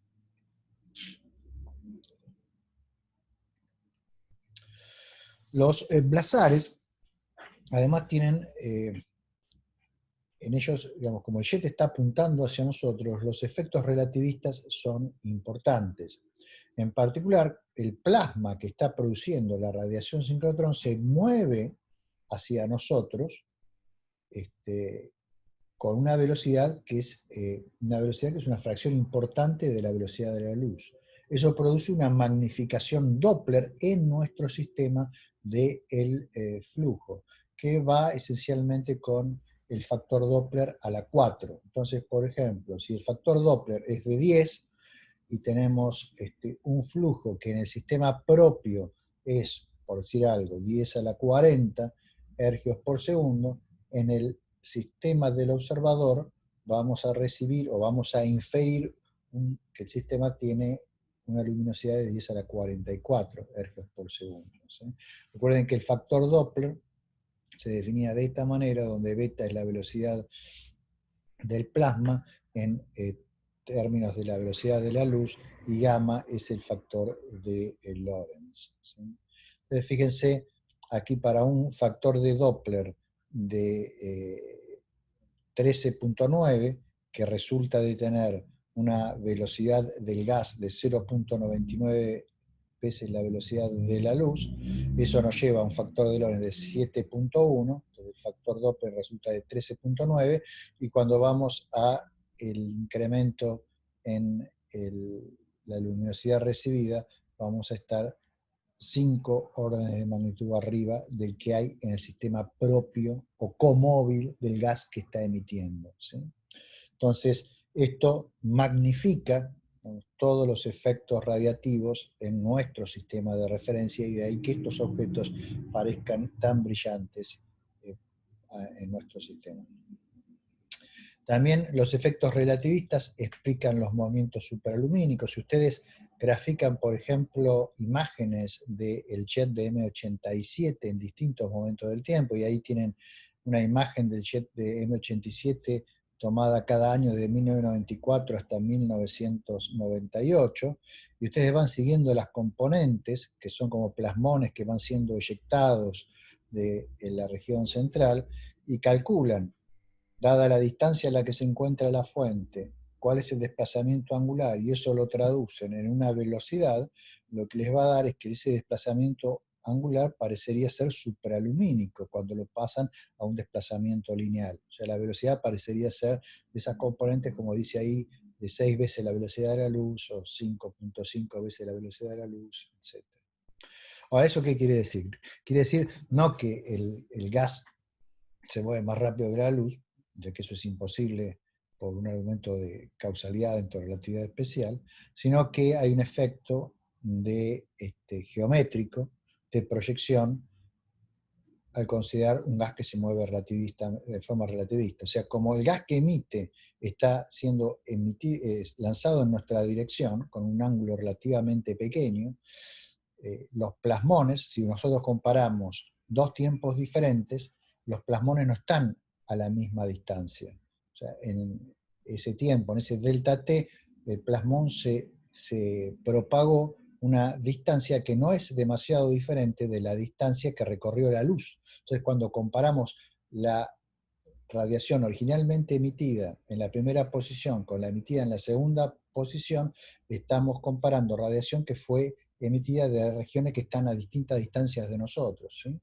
Y eso lleva a que en nuestro sistema la velocidad aparente vaya como beta por el seno del ángulo del jet con la línea de la visual sobre 1 menos beta por el coseno de ese ángulo. O sea que si el ángulo es pequeño, ¿sí?, y beta es del orden de 1, podemos tener velocidades que sean mucho mayores que la velocidad de la luz. Pero insisto, son velocidades aparentes inferidas, ¿no?, por traducir una proyección angular en forma literal a movimientos lineales, sin tener en cuenta el movimiento en profundidad de la fuente. En la práctica van a tener algún ejercicio sobre esto seguro, ¿sí?, que por otro lado va a estar resuelto en el apunte, si quieren ver el detalle fino de la matemática. Respecto a la velocidad que varían este tipo de objetos, yo hice mi tesis doctoral, por cierto, les comento, estudiando la variabilidad rápida de núcleos galácticos activos con las antenas de LIAR, y también modelándolo a principios de los años 90, ¿no? Hice algunos de los primeros modelos de variabilidad ultra rápida de estos objetos. Ahora, esa variabilidad se observa en radio, pero también se observa en rayos gamma. Fíjense aquí, abajo tienen una curva de luz, o sea, una curva de luz es flujo versus tiempo, ¿no? El tiempo está medido en minutos, ¿sí? Entonces fíjense que la intensidad se levanta sobre el flujo del CRAB, que es la unidad típica de altas energías, ¿sí?, en un factor 3, 4, ¿sí? Puede llegar en algunos flares gigantes, como el que está en la parte de más arriba de la transparencia, a un factor 7. En escala de tiempo que son de minutos, ¿sí? Eso quiere decir que la región tiene que ser extremadamente compacta. O bien es una región muy, muy compacta en el jet, donde está ocurriendo, digamos, algún proceso muy peculiar, o bien es algo que está sucediendo muy cerca del horizonte de eventos del agujero negro, porque los tamaños de emisión son realmente muy pequeños. Bueno, estos jets, ya sea que aparezcan en estos núcleos activos o aparezcan en los microcuásares, siempre parecen tener los mismos ingredientes, ¿sí? Esos ingredientes, ¿cuáles son? Bueno, son un objeto compacto que produce un pozo de potencial gravitacional muy pronunciado. Materia que acreta sobre ese objeto compacto y campos magnéticos. Los campos magnéticos los inferimos por la radiación sincrotrón. Si no hubiera campos magnéticos no tendríamos radiación sincrotrón, ¿sí? Entonces, estos campos magnéticos están presentes porque vemos la radiación sincrotrón producida por los electrones en ellos. Y esos tres elementos básicos aparecen en todas las escalas que hemos estado mencionando, desde escalas de nivel estelar hasta escalas extragalácticas, ¿sí? Aquí, bueno, esa animación lo que están viendo es un caso de un microcuásar, ¿sí? Donde están los distintos componentes. Está la materia, que en este caso viene de la estrella, el objeto compacto, que es un agujero negro, y están los chorros estos que salen bien colimados del entorno del agujero negro. El agujero negro, digamos, todo parece indicar que es un agujero negro rotante, ¿sí? O sea que no es un agujero negro de los que llamamos de Schwarzschild, sino es un agujero negro de Kerr, ¿sí? Un agujero negro de Kerr es un agujero negro que tiene momento angular, ¿sí? Está rotando, su métrica, por lo tanto, es más compleja que la métrica de Schwarzschild. Esto lo vimos en las primeras clases, quizás lo recuerden. Esta es la métrica de un agujero negro rotante de Kerr, donde el momento angular específico es esa letra A que aparece por ahí. Si A se hace igual a 0, o sea, si el momento angular es 0, entonces esta métrica se reduce a la métrica de Schwarzschild. Y lo más interesante de esta métrica es que tiene un término cruzado en T y φ, ¿sí? Lo cual muestra que al rotar el agujero negro arrastra el espacio-tiempo, ¿sí? Alrededor de el eje de rotación, produciendo esa región que llamamos la ergosfera.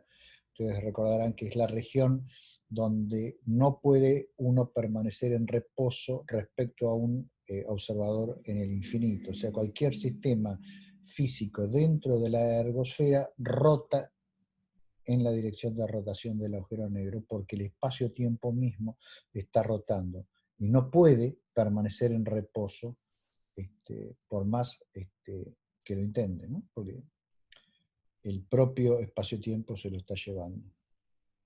Bueno, esta es la estructura general de un agujero negro rotante de Kerr. Ustedes recordarán que teníamos dos horizontes. Este es el horizonte externo, perdón, este es el horizonte externo, este es el horizonte interno, o sea, lo que vemos de afuera es el horizonte externo, es la sombra esa, produce la sombra esa que había en la imagen de M87, y por acá afuera está la región de corrotación, que es lo que se llama la ergosfera, ¿sí? La superficie digamos, que rodea la ergosfera está encerrando el volumen corrotante entre el horizonte de eventos y el límite estático. O sea, ninguna partícula puede permanecer estática acá adentro, ¿sí? Sin embargo, puede escapar, pero no puede no rotar. Y esto se los menciono porque juega un papel importante en la producción de estos chorros. Bueno, antes de ver cómo son producidos los chorros, tenemos que entender un poquito más de acreción, ¿sí? La acreción que ocurre sobre estos objetos es de materia, que ya sea viene del medio circundante, o sea, el centro de la galaxia, o que viene de una estrella en un sistema binario. En cualquiera de los dos casos, la materia va a tener momento angular. Y el momento angular, a medida que la materia caiga en el pozo de potencial, se va a conservar. Eso va a llevar a que la materia se forme un disco por efecto de las fuerzas centrífugas. Entonces, cuando se forma un disco, la energía va a ser disipada, la energía, digamos, de las partículas, por la propia viscosidad que va a calentar el gas, ¿sí? Y eso va a producir radiación térmica en el disco. cuanto más, digamos, energía va perdiendo la partícula, más va descendiendo en dirección al agujero negro. O sea, podemos pensar básicamente al disco, si no tuviese viscosidad, bueno, como simplemente un montón de partículas que están en órbita alrededor del agujero negro, ¿sí? Eso, por ejemplo, son los anillos de Saturno, donde básicamente no hay viscosidad porque son granos de polvo o de pequeños de hielo. Ahora, si son partículas cargadas, porque esto es un gas, entonces las partículas van a interactuar y al interactuar van a sufrir procesos de scattering coulombiano y el gas, digamos, cuanto más interacciones coulombianas haya, más se va a ir calentando. Cuando se calienta, las partículas emiten radiación. Cuando emiten radiación, pasan a una órbita más interna. Entonces se calientan más, emiten más radiación, pasan a una órbita más interna y así, digamos, hay un gradiente de temperatura sobre el disco que va en la dirección del agujero negro. O sea, la parte interna del disco de acreción es la parte más caliente y la parte externa es la parte más fría. Entonces, básicamente, para calcular la estructura más simple de estos discos, digamos, hacen algunas suposiciones. Primero, que se supone que el disco es axisimétrico, o sea, las derivadas respecto de la coordenada angular φ son cero. El disco se supone delgado, en el sentido de que a todo radio el alto es más chico que el radio. Después se supone que el disco está en equilibrio hidrostático en la dirección vertical, ¿sí? Y que la autogravitación del disco es despreciable. Si esas condiciones se relajan, bueno, la estructura del disco se puede volver más complicada. El disco se puede inflar, o, por ejemplo, si no es despreciable la autogravitación, se pueden empezar a formar estrellas adentro de un disco de acreción. La estructura del disco queda determinada por básicamente un conjunto de ecuaciones que son las planteadas por Sakura Tsunayev en el año 1973 en un paper muy famoso que publicaron en la revista Astronomy and Astrophysics. Son la ecuación de continuidad para la materia que cae al agujero negro, la ecuación de transferencia del momento angular, la ecuación de disipación de energía en el disco, la prescripción para la viscosidad en el disco. La viscosidad tiene un origen microscópico, pero la suposición básica que hicieron Sakura y Tsunayev fue que el coeficiente de viscosidad es proporcional a la velocidad del sonido y a la altura del disco, ¿sí? Y al coeficiente de proporcionalidad se le llama alfa, y de ahí que a veces a estos discos delgados y ópticamente gruesos, o sea, opacos a su propia radiación, se los llame discos alfa. La ecuación de estado, que básicamente va a relacionar la presión del gas y la presión de la radiación con la temperatura. Una ley para la opacidad, o sea, para la absorción de los fotones. Y una relación entre la temperatura de los electrones y los protones. En la suposición más simple, ambas temperaturas son iguales, que es la que hicieron Sakura y Tsunayev, entonces tenemos una única temperatura para el gas del disco. En ciertos casos donde los protones se desacoplan de los electrones, podemos llegar a tener dos temperaturas en el gas, una para una especie de partículas y otra para la otra especie. La estructura resultante de resolver las ecuaciones del disco de Sakura Tsunayev es algo que está representado en este gráfico, que viene del paper original de ellos, ¿sí? Tenemos tres regiones básicamente en el disco, una región bien externa, ¿sí? Donde la presión del gas es la que domina sobre la presión de la radiación, ¿sí? Y la opacidad básicamente es debida a absorción free-free, o sea, la sección eficaz para la absorción free-free es mayor que la sección eficaz de Thomson.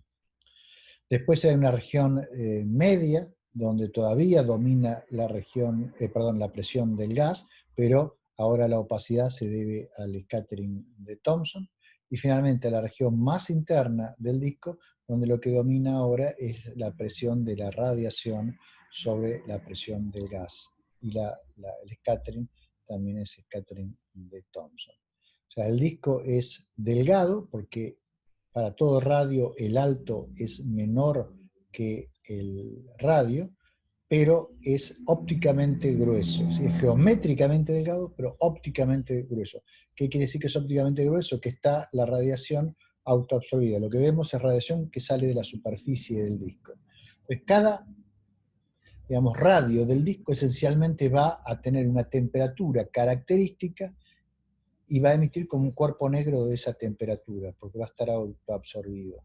Entonces, si queremos tener el espectro de todo el disco, lo único que tenemos que hacer es integrar un espectro de cuerpo negro sobre todas las temperaturas de cada anillito que va contribuyendo con un cuerpo negro de una temperatura específica.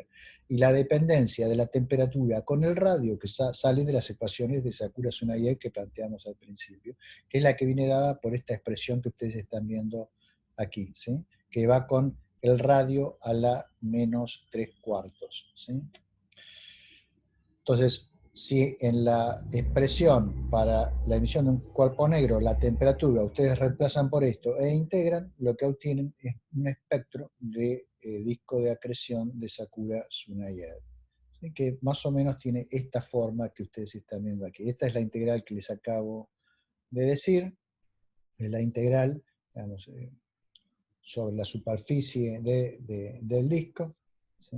De cada anillo, la construcción de cada anillo del disco se está integrando con una emisividad que no es otra cosa que la emisividad de un cuerpo negro, y donde en la temperatura ponemos la dependencia esa de la temperatura que sale de las ecuaciones de Sakura-Tsunaye. Entonces, la forma del espectro resultante, si hacemos un gráfico de intensidad versus frecuencia, es un espectro que crece primero con la frecuencia al cuadrado, luego tiene una parte más chata donde la frecuencia va a la 1/3, y luego tiene una caída exponencial cuando llegamos a la temperatura del radio interno del disco, así que es la zona más caliente del disco. Después de eso, la materia ya directamente cae al agujero negro. Acá es lo mismo, en este otro gráfico que está a la derecha, pero en función de la longitud de onda en vez de la frecuencia, ¿sí? Fíjense que ahí hay, el disco está descompuesto en 3 regiones, la azul, la del medio que supongo será verde, y la última que será roja, y están las correspondientes curvas de cuerpo negro, que cuando uno las integra o las suma, digamos, dan el tipo de espectro de disco de acreción, ¿sí? Que es lo que se llama un cuerpo gris, es una especie de espectro de cuerpo negro estirado sobre todo un rango de temperaturas. Bueno, eso es lo que uno espera que emita el disco en el caso de ser un disco plano y, digamos, ópticamente grueso, que sea opaco. Y si cambiamos y toqueteamos los parámetros, bueno, el espectro va a cambiar, y estos son algunos ejemplos, están sacados de mi libro Introduction to Black Hole Astrophysics con Gabriela Vila, y donde ven cómo cambian los espectros cuando uno cambia distintas propiedades del sistema. Por ejemplo, cómo cambia si cambio el spin del agujero negro. ¿Qué pasa si cambio el spin del agujero negro? Bueno, lo que va a cambiar es dónde está la última órbita estable, o sea, hasta cuán cerca llegan las órbitas estables del agujero negro. Para uno máximamente rotante llegan a un radio gravitacional, ¿sí? Entonces esos son los que van a producir los discos más luminosos. Fíjense que el pico de luminosidad para A igual a 1, que es máximamente rotante, es mucho más alto que para el caso en que es un agujero negro de Schwarzschild que no está rotando, ¿sí? Hay una diferencia acá de, si veo bien, casi 2 órdenes de magnitud. Y se llega hasta energías más altas, ¿sí? El gas está más caliente, entonces los fotones que salen son más energéticos. Aquí tiene lo que pasa si voy cambiando la masa del agujero negro, ¿sí? Acá tiene un agujero negro de 10 masas solares, 50 masas solares y 100 masas solares, si es que estoy viendo bien los colores. Y aquí, como cambia el espectro, si cambia el ángulo según el cual lo estoy mirando, ¿sí? Si cambia el ángulo según el cual lo estoy mirando, voy a recibir más o menos radiación, porque como el disco es opaco, lo que emite es la superficie del disco. Entonces, si lo miro de canto, voy a recibir menos radiación que si lo estoy mirando de cara. ¿Se entiende? Y finalmente, en este otro gráfico, este que está arriba a la izquierda, está lo que pasa si modifico el radio externo del disco. O sea, si yo le saco, digamos, las partes externas, voy a perder radiación más fría, porque la parte más externa es la más fría del disco, ¿sí? Pero bueno, eso claramente está reflejado en ese ejemplo.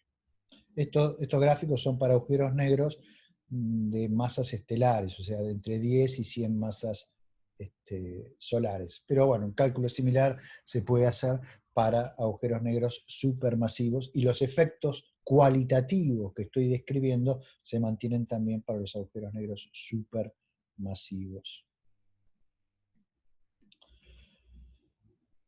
En algún momento yo creo que les comenté que podemos llegar a inferir el parámetro de spin del agujero negro a partir de medir la línea de hierro del disco de acreción. En el disco de acreción, bueno, hay hierro y el hierro se excita a una energía que es de 0.7 kiloelectronvolt. Entonces la línea de hierro aparece a esa energía. Ahora, si el hierro está rotando, ¿sí? Voy a cambiar así señalo. Si está rotando, digamos, va a tener un ensanchamiento por efecto Doppler, ¿sí? De este tipo. O sea, vamos a ver la línea ancha, en vez de ser simplemente una línea en 6.7 kiloelectronvolts. Ahora, si nos acercamos al agujero negro, además de la dispersión Doppler debida al movimiento, vamos a tener un redshift gravitacional porque vamos a estar cerca del agujero negro. Cuanto más rote el agujero negro, más cerca es la última órbita estable. Entonces, estudiando la deformación de la línea, o sea, la deformación de este perfil, que es simétrico si uno está lejos, a cuán asimétrico es si uno está cerca, uno puede llegar a establecer, digamos, a qué distancia se está produciendo la línea de hierro del agujero negro. Y eso nos permite inferir, si sabemos la masa del agujero negro, cuál es el spin del agujero negro. Y eso ha permitido, por ejemplo, determinar el spin del agujero negro en Cygnus X1, el microcuásar más famoso de nuestra galaxia, con una gran precisión, y se ha podido ver que es del orden de 0.99 veces es 0.99 digamos, de 99% del máximo permitido. Ahí está, ahí me salió bien dicho. Entonces, estudiando la deformación de la línea de hierro, podemos hacer inferencias sobre el spin del agujero negro si tenemos un método independiente para determinar su masa. Bien, ¿por qué se excita la línea del hierro? Eso lo había comentado. La razón por la cual se excita es que tiene que haber un plasma más caliente, obviamente, que 6.7 Kelvin. Ese plasma no es producido en el disco, sino que probablemente es un plasma que tiene que estar arriba del disco y es calentado por reconexión magnética, y es lo que se llama corona. Esto lo discutimos cuando hablamos de radiación Compton inversa, porque esa corona es responsable del espectro particular que ofrecen las binarias de rayos X que tienen un espectro de comptonización, ¿sí? Bueno, creo que podemos dejar aquí, y la clase que viene, bueno, vamos a introducir algunas cantidades que nos van a servir para cuantificar los procesos de acreción, y lentamente vamos a ir avanzando hacia cómo es el acople entre los discos de acreción y los campos magnéticos para producir estos jets cuya fenomenología estuvimos discutiendo al principio de la clase. Pero antes de terminar quisiera saber si tienen preguntas, ¿sí?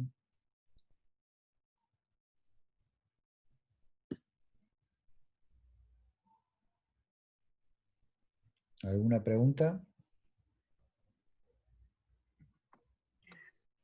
Sí, Gustavo. Cuando hablaste de que las galaxias elípticas eran producto del choque de dos espirales, y dijiste que perdón, estoy súper volada. Están acá escuchando el partido de Chile, que está empezando. Que el spin iba a ser mayor si es que se unían los agujeros negros, ¿es así? Sí, correcto. Si Pero, los, ¿qué pasa si la dirección de si, si la dirección de rotación de las galaxias y del agujero negro es contraria? bueno, en ese caso no, en ese caso el spin no va a incrementarse. Ahora, si la dirección es similar, el resultado es, digamos, debido a la conservación del momento angular, cuando la masa se va hacia el centro de la galaxia, pasa lo mismo que pasa cuando un patinador recoge los brazos sobre el pecho, ¿no es cierto? O sea, cambia su momento de inercia, Claro. entonces se acelera para que se conserve el momento angular, aumenta el spin, digamos, la velocidad angular del patinador. En el caso de fusiones de galaxias es lo mismo. Cuando hay masa que se va hacia el centro del sistema, bueno, la velocidad de rotación se incrementa y el spin va aumentando. A medida que el agujero negro va comiendo el momento angular, materia que tiene momento angular que va en la misma dirección que el spin del agujero negro, el spin del agujero negro se va incrementando. ¿Sí? Ese proceso puede llegar a ser tan eficiente que lo haga rotar, digamos, muy cerca del máximo permisible. Recuerden que el máximo permisible es cuando el horizonte se mueve a la velocidad de la luz, más que eso no se puede mover. ¿Sí? O sea, cuando decimos que el spin es 0.99, decimos que se está moviendo el horizonte de eventos al 99% de la velocidad de la luz, la velocidad tangencial del horizonte. Sí, entonces, tú habías hecho esta observación por el comportamiento de los jets, eh, que Sí, era diferente. Ujú. lo que, Entonces, lo que yo había manifestado es que el spin parece ser un ingrediente muy importante en la formación de los jets, ¿sí? El spin del agujero negro. Por lo menos en los jets más relativistas y en los jets más extremos. Que espero que en la clase que viene podamos ver por qué eso es así.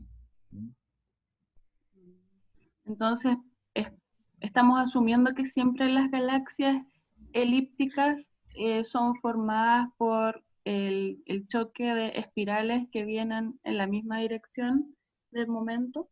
Puede ser, o sea, la galaxia elíptica es el resultado de la destrucción de una galaxia espiral. Puede ser que sea el choque de dos espirales, o puede ser que sea el choque de una espiral con una irregular, puede ser que sea el choque de una espiral contra una elíptica, o puede ser que no haya un choque directo, pero sí que haya varios encuentros cercanos donde las fuerzas de marea destruyan la estructura espiral de la galaxia. Pero, digamos, la Siempre galaxia el como spin va a ser mayor, ¿cómo, perdón? pero siempre el spin de una elíptica va a ser mayor al de una espiral. No necesariamente, va a ser mayor si hay un flujo de materia, ¿sí? Que tiene un momento angular en la misma dirección que el momento angular de la galaxia acretante. O sea, el flujo de materia en la región central de la galaxia, ¿sí? Incrementa, va a parar al disco de acreción y ese disco de acreción, vamos, alimenta a su vez el agujero negro, transmitiéndole no solo masa, sino también momento angular. Entonces, como el disco está en rotación, transfiere momento angular y el agujero negro adquiere ese momento angular. De hecho, esto da lugar a que haga el siguiente comentario. Estos objetos, los núcleos galácticos activos, no hay que pensarlos como, digamos, objetos, sino como estados por el cual pasan a veces las galaxias. O sea, puede ser que una galaxia pase por una fase activa con jets porque sufrió un merger y tuvo una buena provisión de gas en la región interna de la galaxia. Pero después de algunos cientos de millones de años ese gas se puede acabar y la galaxia deja de ser activa, ¿sí? Pasa a ser una galaxia espiral común y corriente. Y por ahí, después de 1.000 millones de años, hay un nuevo encuentro con otra galaxia y hay un nuevo flujo de gas al interior de la galaxia, y entonces se puede reiniciar la fase activa y volvemos a tener un núcleo galáctico activo. Y si uno está en la línea de la visual con el jet, bueno, verá un blazar, pero si no está, por ahí ve una radiogalaxia. ¿Sí? Entonces, estos fenómenos no hay que pensarlos como fenómenos estáticos y objetos que nacen y mueren así, sino que son fases de la vida de las galaxias. ¿Sí? Fases activas, de ahí el nombre, núcleo galáctico activo. ¿De acuerdo? Muy de acuerdo. Bueno, muy bien. ¿Alguna otra pregunta o dejamos aquí? Gustavo, Sí. perdón, una cortita. El jueves al final El jueves, sí. Sí, tengo que se ir al confirma. dentista, pero al final no me va a sacar las muelas todavía, porque tengo que hacer un análisis de sangre y por el tema del COVID dan los turnos muy... recién el 30 de noviembre me dieron el turno. Así que vamos a Ah, tener clase. O sea, el jueves que viene hay clase. ¿Sí? A clase lo normal, sumo, perfecto. sí, normal a lo sumo yo con dolor de muela, pero, pero a usted no les va a afectar nada. ¿Sí? Bueno, Está entonces bien, está bien. nos vemos el jueves, ¿sí? Bueno, muchas gracias. Nos Chao, hasta vemos. luego. Hasta Hasta luego. luego.